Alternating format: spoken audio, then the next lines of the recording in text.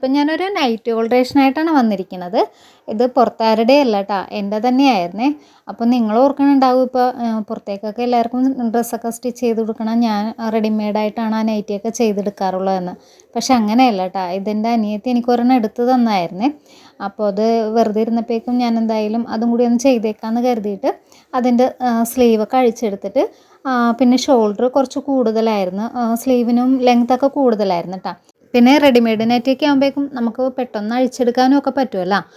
പിന്നെ ഞാൻ അതിൻ്റെ സ്ലീവെല്ലാം അഴിച്ച് മാറ്റിയിട്ട് ഷോൾഡർ കുറച്ച് കട്ട് ചെയ്തും കൂടി കളഞ്ഞിട്ടാണ് പിന്നെ രണ്ടാമത് എൻ്റെ അളവിലായിട്ട് സ്ലീവ് ചെയ്തെടുത്തിരിക്കണത്. നൈറ്റി ആണെങ്കിലും ഷേപ്പ് കിട്ടാൻ വേണ്ടിയിട്ട് ബാക്ക് വശത്ത് ടക്ക് കൂടിയൊക്കെ അടിച്ചു കൊടുത്തിട്ടുണ്ടായിരുന്നേ.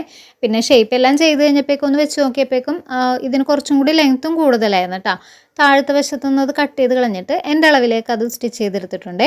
അപ്പോൾ ഇന്നത്തെ വീഡിയോ ഇഷ്ടപ്പെട്ടാൽ ഒന്ന് ലൈക്ക് ചെയ്യാൻ മറക്കല്ലേ.